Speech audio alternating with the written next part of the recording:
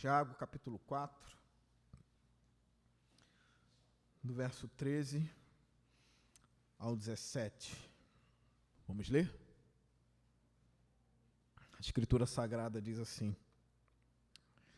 Ouçam agora, vocês que dizem, hoje ou amanhã iremos para esta ou aquela cidade, passaremos um ano ali, faremos negócios e ganharemos dinheiro. Vocês nem sabem o que lhes acontecerá amanhã. Que é a sua vida? Vocês são como a neblina que aparece por um pouco de tempo e depois se dissipa. Ao invés disso, deveriam dizer: se o Senhor quiser, viveremos e faremos isto ou aquilo. Agora, porém, vocês se vangloriam das suas pretensões. Toda vanglória como essa é maligna. Pensem nisto, pois quem sabe que deve fazer o bem e não o faz, comete pecado. Vamos orar para que essa palavra entre em nosso coração e Deus nos abençoe através dela.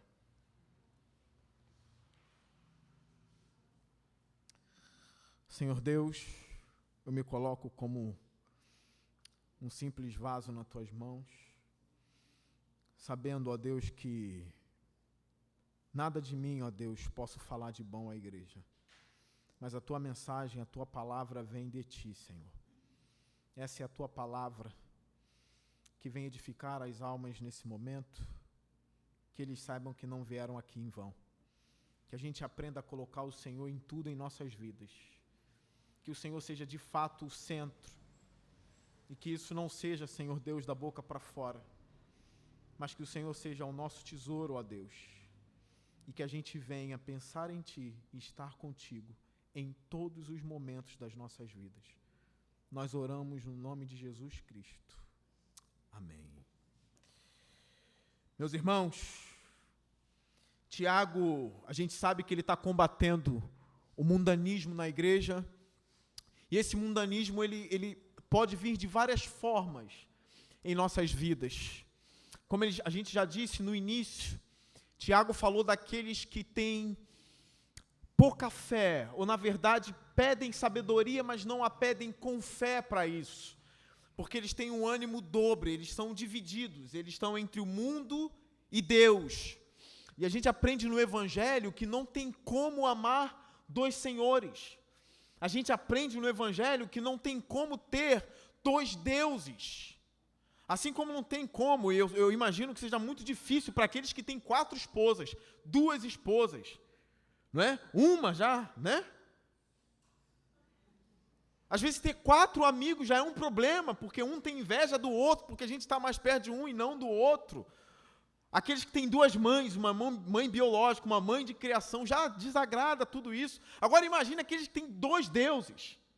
Imagine aqueles que dizem que servem a Cristo e na verdade tem Cristo e tem Mamon, ou seja, o dinheiro, amam os dois. Entende? Tem as coisas de Deus e na verdade tem as coisas do mundo. E Jesus disse, isso é impossível, porque você vai desagradar um. Entende? Você vai amar a um e odiar o outro. Não tem como você servir a 2 senhores. Ou seja, primeiro Deus está mostrando ali que não tem como ele não ser único na sua vida. A única maneira de você dizer ser cristão é se você só tem Cristo e nada mais. Não tem como você ter Cristo e um pouquinho do mundo. Não tem como você amar esses 2 senhores. E saiba, são 2 senhores. 2 senhores. Eles vão querer se apossar de você. Eles vão brigar para se apossar de você. Porque o Senhor manda. Você é escravo. Como uma vez a gente já falou aqui, quando Paulo ele se apresenta à igreja, por exemplo, a igreja de Romanos e outras igrejas, a igreja de Roma e outras, diz assim, eu, Paulo, escravo do Senhor Jesus Cristo. Paulo não tinha problema em se apresentar como um escravo de Cristo. A primeira coisa que eu aprendo aí é que para Paulo e para a mente de Paulo, ele estava satisfeito e era uma alegria para Paulo dizer, eu só tenho um. E eu sou um escravo dele. Para a gente que vive no século XXI, dizer isso é pesado, né? eu sou escravo de alguém.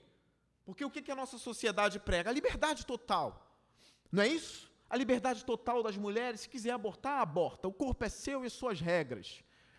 A liberdade do homem, você é o que quiser ser. Se você quiser que te chamem de ela, tem que ser chamado de ela.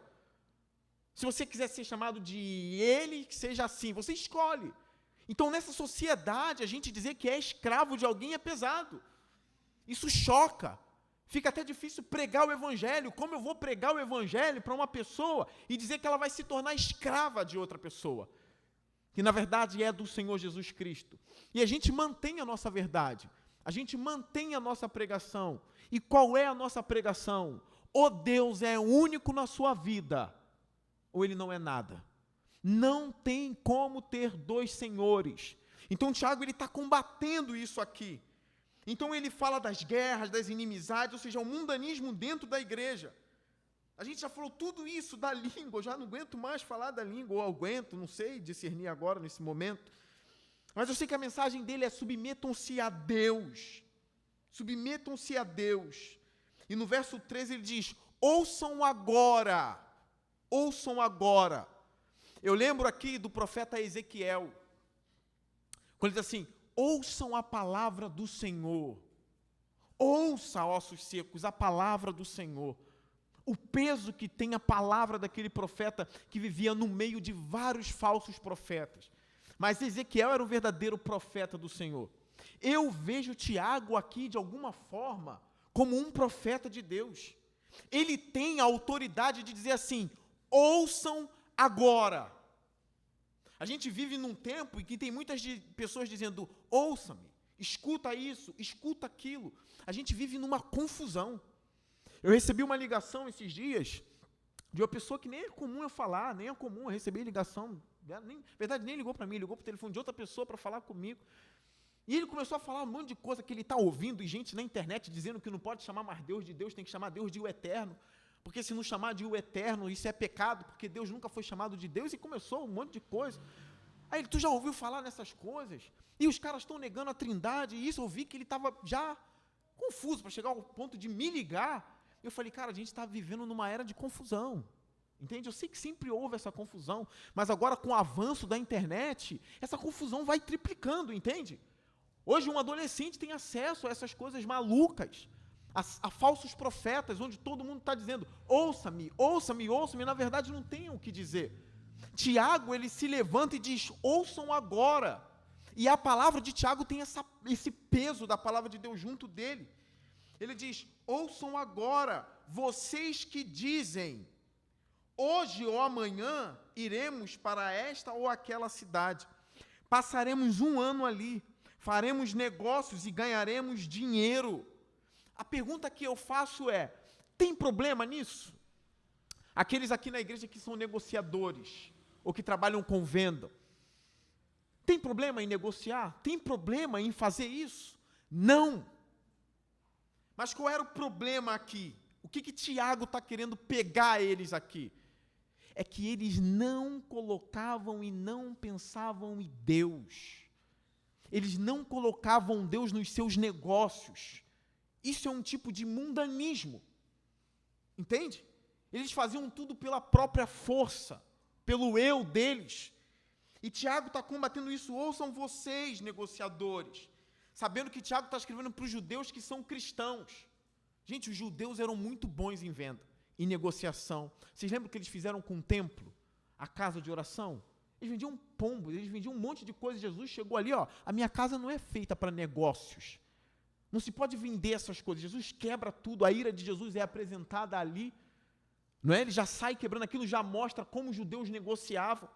Os teólogos e exegetas falam isso, eles tinham essa capacidade. Eles tomavam os negócios da cidade. Eles eram dominados pelas vendas. Eles eram feras nessa questão de negociar, de vender, de trabalhar, de juntar, de procurar riquezas. Tanto é que tem pessoas que dizem assim: é difícil você ver um judeu mesmo que não seja próspero. Os caras são bons nisso. Então Tiago está combatendo não o fato de ganhar dinheiro, não o fato de trabalhar, mas o fato de você não colocar Deus em todos os ambientes da sua vida. Isso parece difícil, né? Ainda mais para a gente que está, quando eu falo a gente, eu estou falando no geral, né? Que está acostumado naquela ideia de que Deus só é Deus daquela porta para dentro. Daquela porta para fora, Deus não está mais na minha vida.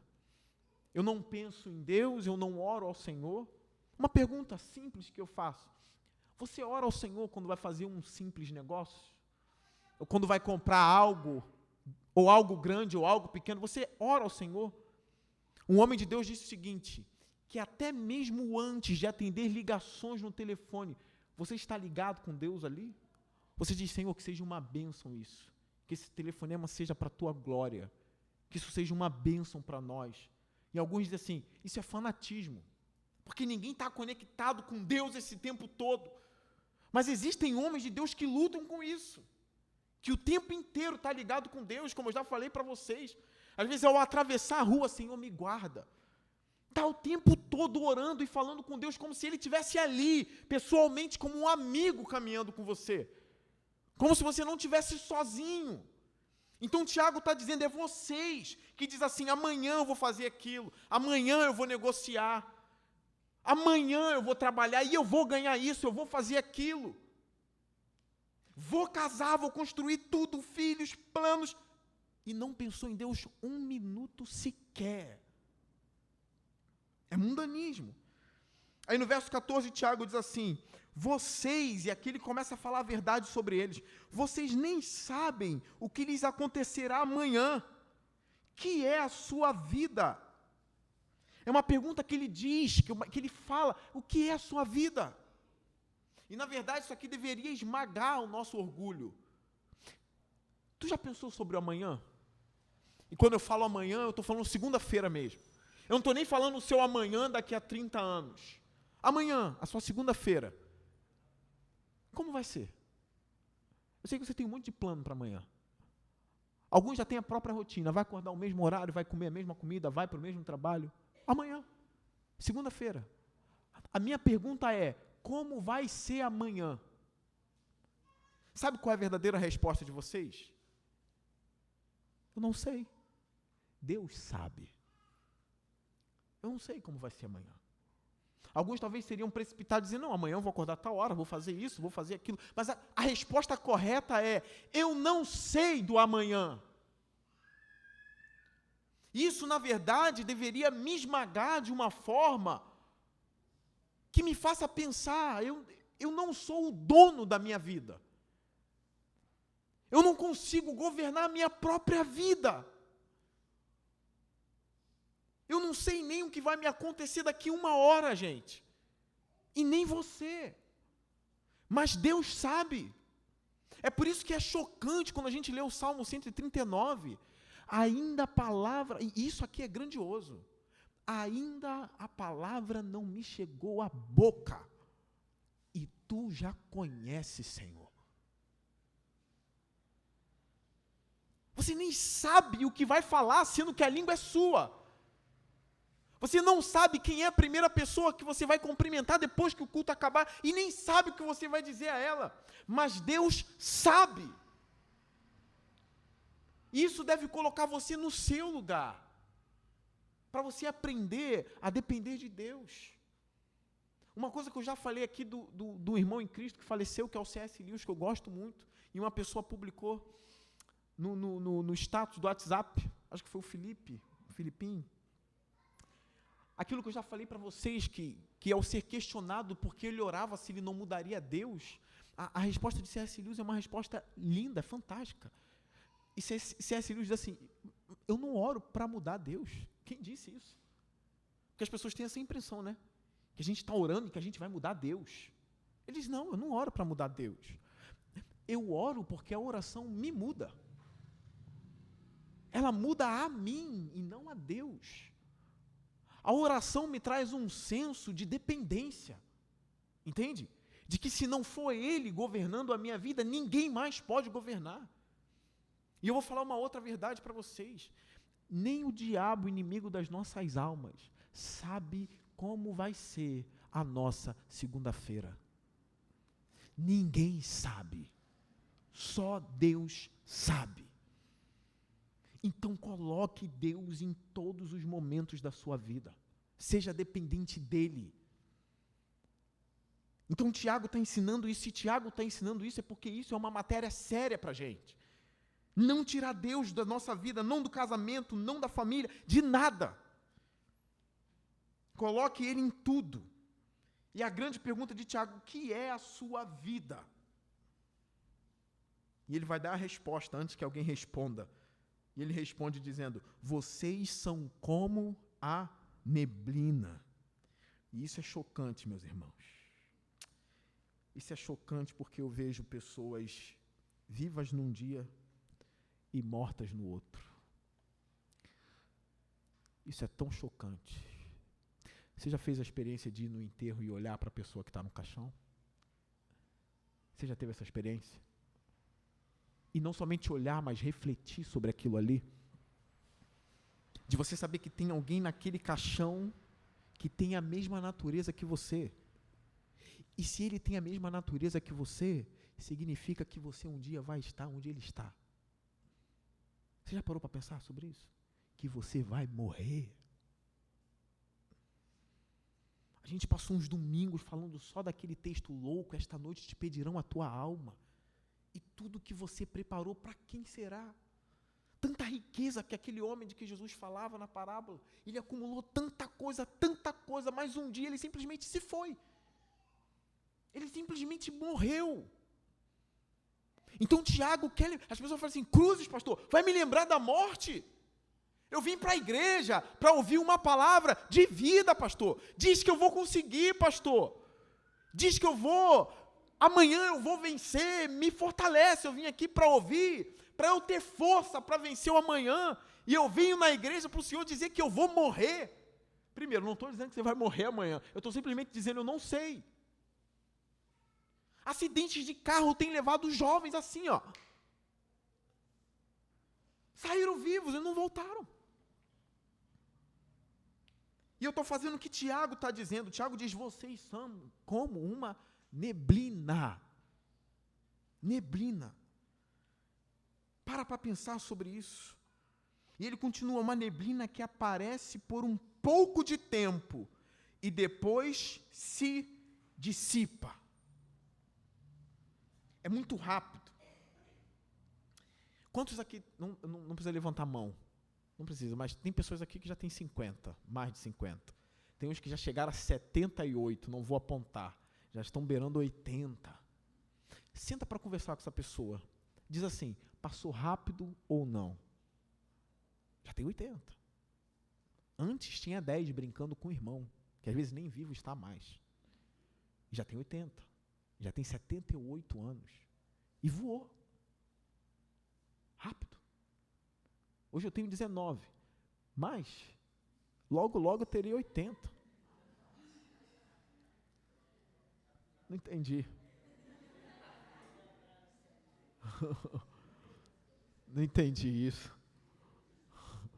Tenho 19. Mas vai passar, eu vou sair dos 19. Estou brincando, gente. Eu vou fazer 33. Eu tinha 15. Hoje eu vim conversando com os irmãos, dizendo o que eu fazia quando eu tinha 14 anos de idade. Onde eu ia. Eu falava que eu ia para uma igreja com 14 anos de idade em Vila Kennedy, do tráfico comendo, eu nem sabia de nada, estava lá. Tudo para tocar um instrumento, que na igreja onde eu estava não deixava eu tocar, mas eu queria tocar. Aí eu saía de Niló para ir para Vila Kennedy. Bala comendo. Minha mãe não sabia o que era Vila Kennedy, se é para a igreja, vai. Nem sabia para onde eu estava indo, para o Vale da Sombra da Morte. Eu então, poderia não estar mais aqui, poderia ter morrido com 14 mesmo. Mas passou, já estou com 33. Aí daqui a pouco eu estou com 60. Aí quando eu tiver 60, quem tem 80 provavelmente não está vivo mais. Aquilo que eu já falei para vocês uma vez, eu estava lendo um livro do pastor Martin Lloyd Jones, e no livro, aquilo ali na verdade foi um sermão que copiaram dele. Eu estava lendo os sermões desse homem, que são sermões lindos, e eu estava lendo, e numa parte do sermão, o Martin Lloyd Jones diz assim: a última vez que eu estive aqui, se eu não me engano, ele disse assim, há 25 anos atrás, que eu estive nessa igreja, eu preguei nessa mesma passagem que eu estou pregando hoje. E ele diz assim numa parte do sermão: e eu lembro que na época que eu estive aqui pela primeira vez, eu vi pessoas que hoje não estão mais aqui, que já se foram, que morreram. Aí eu lendo aquilo ali, algo estalou em mim, diz assim: e Martin Lloyd Jones também já foi. Enquanto ele falava aquilo, ele estava vivo. Eu estava lendo um sermão dele que ele já está morto. Falei, meu Deus, será que vai ser assim também comigo um dia? As pessoas ouvindo ou lendo alguma coisa, se Deus assim quiser. Isso é para lembrar como a vida é breve. E é isso que Tiago está mostrando para eles. Aqui o Tiago está combatendo, sabe o quê? A pretensão mundana do crente. São pretensões, são soberbas, orgulhos, vanglória. Então é por isso que a gente pensa sobre a brevidade da nossa vida, porque isso nos traz o quê? Mais humildade, mais pé no chão. Eu sei quem eu sou, eu sei que eu sou pó. Verso 15, ele diz, ao invés disso, agora ele vai ensinar as pessoas. Ao invés disso, ao invés de dizer amanhã eu vou ali, amanhã eu vou fazer aqui, vou viajar, vou comprar, vou vender, ao invés de vocês falarem isso, ele diz assim, deveriam dizer, se o Senhor quiser, viveremos e faremos isto ou aquilo. Se o Senhor quiser. A gente faz planos para a igreja. A gente faz planos para a nossa vida e tudo. E uma outra questão que tem nisso, que já aconteceu comigo e acontece até hoje, eu sei que acontece com você também. É aquela coisa de, eu quero falar se o Senhor quiser. Mas se eu falar, se o Senhor quiser, vai ser do jeito dele, não do meu. E eu não quero que seja do jeito dele. Eu quero que seja do meu. É aquele medo que o cristão tem da vontade de Deus ser cumprida na vida dele. Gente, eu já me peguei em oração inúmeras vezes pensando isso. Eu orei, eu pedi sobre isso. Aí daqui a pouco vem aquele, seja feita a tua vontade. Assim, não. Senão vai estragar tudo que eu orei. E como eu já disse para vocês, só que a Bíblia tem uma notícia sobre isso. A vontade de Deus, ela é o quê?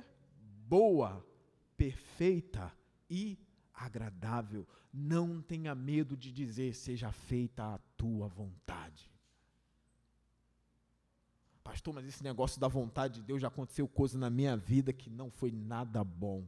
Você não sabe de nada. Como os antigos acreditavam, a mão da providência de Deus está trabalhando. Até mesmo nos seus fracassos, a vontade dele é boa, é perfeita, é agradável. Se o Senhor o quiser, amanhã você vai trabalhar, vai lucrar, vai trazer o pão de cada dia, vai negociar, mas para a glória dele. Que essa pretensão morra em nosso coração. Isso é um ensinamento de Tiago. Ele sabe o que ele está dizendo. A gente vê várias vezes no Novo Testamento Paulo dizendo, se o Senhor quiser, vou estar com vocês. Se o Senhor permitir, estarei com vocês. Várias vezes Paulo falando sobre isso. E aqui Tiago está ensinando a mesma coisa. Ele diz no verso 16, agora, porém, vocês se vangloriam das suas pretensões. Toda vanglória como essa é maligna. Gente, maligno. Não tem bruxaria aqui, não tem feitiço, não tem macumba. Tiago chama essas pretensões de maligno. Aí tem gente que acha que maligno é só a bruxa. As nossas pretensões são malignas. Essa vanglória, Tiago chama de maligno. Jesus fala em Marcos 7, essas coisas vêm do coração de vocês, essas coisas ruins vêm do próprio coração de vocês. Essa vanglória está onde? Vem de vocês. E ele fecha no verso 17 dizendo: pensem nisto, pois quem sabe que deve fazer o bem e não faz, comete pecado. A gente fala isso várias vezes. Que bem é esse aqui que eles deveriam fazer? Quem sabe fazer o bem e não faz, comete pecado. Dentro do contexto, o que é o bem aqui? O bem aqui é o seguinte: é você levar Deus para todas as coisas da sua vida. E se você não faz, você comete pecado. E qual é o nome desse pecado? Vanglória, pretensão. Você nem sabe se vai estar vivo. Então eu convido a você a fazer esse teste. É um prazer poder ser dependente. Essa ideia de eu preciso ser independente de tudo, nunca de Deus. De Deus sempre dependente, sempre, sempre, até o dia da morte, sempre dependendo de Deus para tudo. Para tudo. Eu lembro de uma pessoa que conversou comigo, a pessoa disse para mim: eu achei que a morte estava vindo me buscar. Eu senti a morte me envolvendo e eu disse: está indo, eu estou indo embora. Ela estava vindo, eu senti aquilo ali, eu estava indo embora. Mas eu não fui, parece que algo me pegou, eu voltei. Incrível, eu estava indo embora e eu não fui. Eu disse para essa pessoa: você só vai quando Deus disser, vem. Pode estar sentindo os aguilhões da morte, mas se Deus não disser, vem, você não vai. Não adianta. Ele está em tudo. Até o último suspiro nosso é dependente dele. Eu quero ler um texto com vocês, que está lá no Salmo 55, vai aparecer aqui na frente. Só esperar 2 segundos que as nossas especialistas estão prontas. O Salmo 55, que é uma lição para a nossa vida também. O salmista nos ensina algumas coisas e eu quero trazer para vocês. Se você puder sublinhar o Salmo, se você não conseguiu abrir, leia aqui na frente. O Salmo 55, no verso 22, está escrito assim: entregue suas preocupações ao Senhor, e Ele o susterá. Jamais permitirá que o justo venha cair. Escuta uma coisa. Parece que a gente só tem que entregar ao Senhor as nossas alegrias, né? Entregue as suas festas ao Senhor, as suas alegrias com o Senhor. Nesse texto aqui, o salmista diz o seguinte: entregue as suas preocupações ao Senhor. E tem uma promessa: se você entrega ao Senhor as suas preocupações, você traz Deus para o contexto até mesmo das suas agonias. Perdendo noite de sono por causa de preocupação, isso acontece comigo também. Incredulidade é o nome disso, sabia? É como se eu fosse crente, mas ao mesmo tempo eu duvidasse de que Deus vai cuidar das minhas preocupações. Incrédulo. E o pior é que eu sei disso. Quantas vezes eu fui deitar em incredulidade, não trazendo Deus para os meus problemas. Sabendo que tem um apelo a isso, entregue a Ele as preocupações e durma. As suas negociações, o seu trabalho, o seu estresse, entrega. E qual é a promessa? E Ele o susterá. Em que contexto o salmista escreveu isso? No mesmo salmo, olha o verso 4. No mesmo salmo, olha o contexto, olha como ele estava. Olha o verso 4 do Salmo 55, ele diz assim: eu vou ler. O meu coração está acelerado. os pavores da morte me assaltam. Temor e tremor me dominam. O medo tomou conta de mim. Apareceu ali? Você imaginava que um salmista ia dizer isso? Você só espera o salmista falando coisas maravilhosas, né? Tem gente que nunca leu esse texto na vida. Nunca, na vida.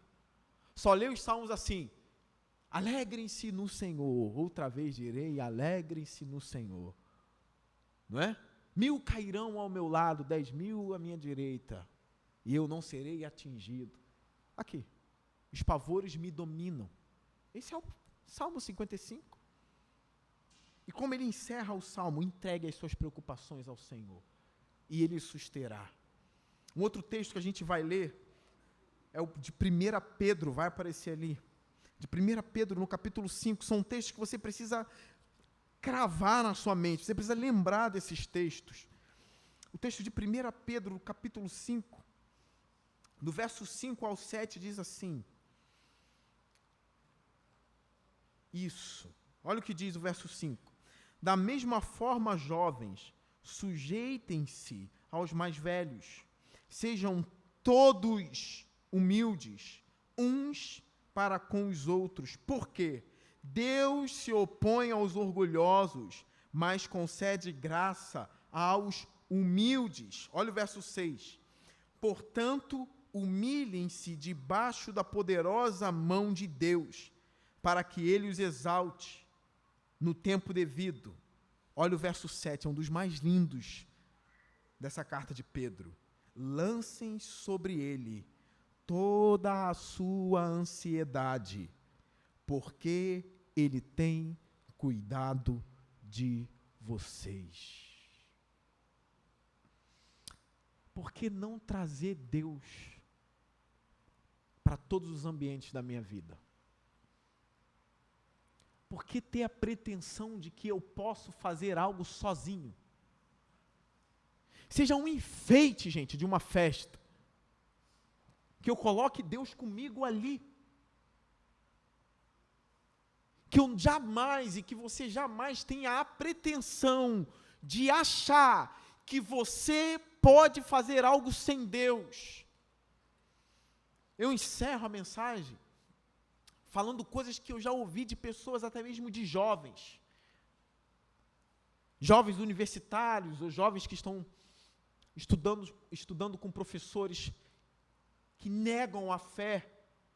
Eles são ensinados a dizer assim: Deus me ajudou nada, foi o meu esforço.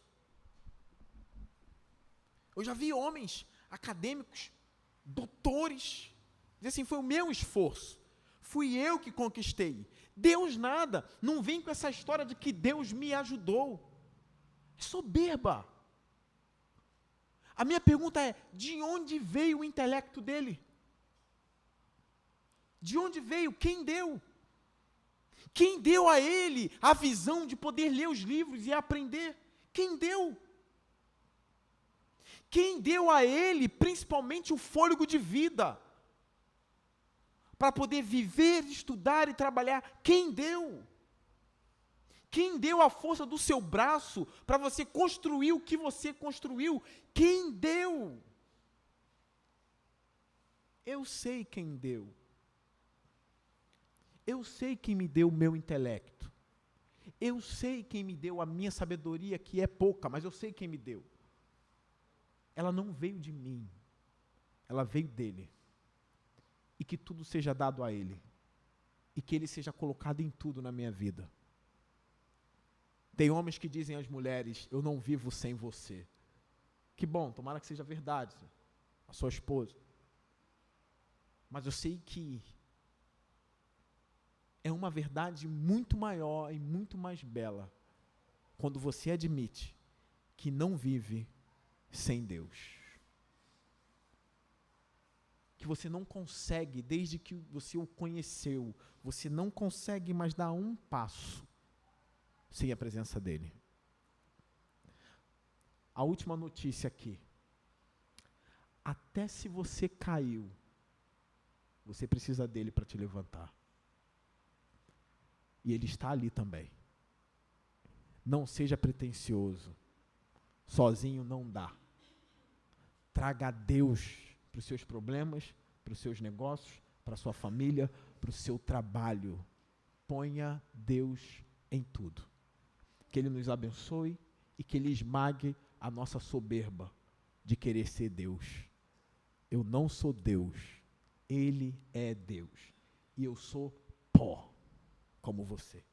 Que Deus nos abençoe, que a gente possa crescer em conhecimento e independência de Deus todos os dias. O meu desejo é que essa palavra fique cravada no seu coração e que você não esqueça do que foi pregado. Que você não saia e o diabo arrebate a palavra que foi pregada a você nessa noite. Agarre ela com todas as suas forças. Que Deus te abençoe. Eu quero orar por você, curva sua cabeça.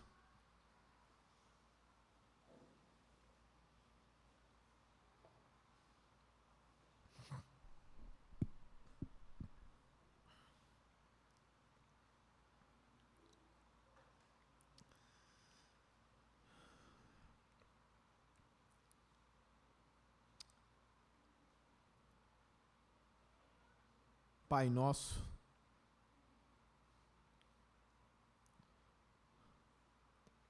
os céus pertencem a Ti, Senhor.